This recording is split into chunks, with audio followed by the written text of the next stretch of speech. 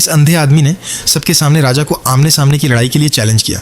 जब राजा चुप रहा तो अंधे आदमी ने तुरंत 7 तीर निकाले, उनमें से 6 को वहीं तोड़ दिया और फिर आखिरी तीर सीधे राजा पर तान दिया। उस पल सबकी नज़रें राजा पर टिकी थीं। ऐसी चुनौती का सामना करते हुए राजा अब और बैठा नहीं रह सका। उसका दुश्मन एक बेकार अंधा आदमी था। वह कभी भी अपनी इज्जत नहीं खोना चाहता था, इसलिए वह अपने घोड़े पर सवार हुआ और मुकाबले के मैदान में दौड़ पड़ा। हालांकि अंधा आदमी अपनी सुनने की शक्ति का इस्तेमाल करके राजा की पोजीशन का पता लगा सकता था, लेकिन राजा ने पहले वार किया। एक जानलेवा भाला फेंका। भाला हवा में तेजी से घुसा, लेकिन किस्मत से निशाना चूक गया।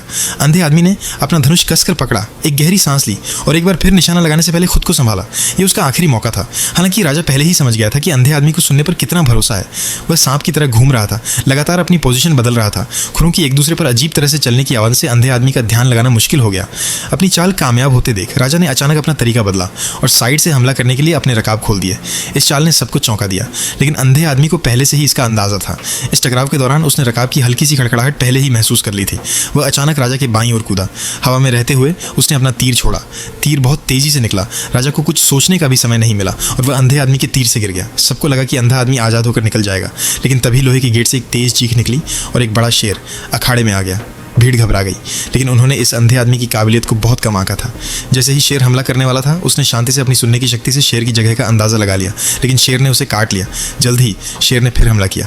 वह आदमी शांत रहा। वह थोड़ा पीछे हटा और अपनी कुल्हाड़ी उठाई। जब शेर उस पर झपटा तो उसने पूरी ताकत से उसे फेंक दिया। उस खूंखार शेर को अंधे आदमी ने पल भर में मार डाला। दर्शक ये नज़ारा देखकर हैरान रह गए। अगले ही पल सिपाही ने 2 और खूंखार शेरों को छोड़ दिया। दर्शक जोर जोर से चिल्लाए, लेकिन अचानक सिपाही ने उस आदमी की पीठ पर छुरा घोंप दिया। खून की महक से शेर उस आदमी की तरफ दौड़े। आदमी ने शेरों की पोजीशन का अंदाजा लगा लिया।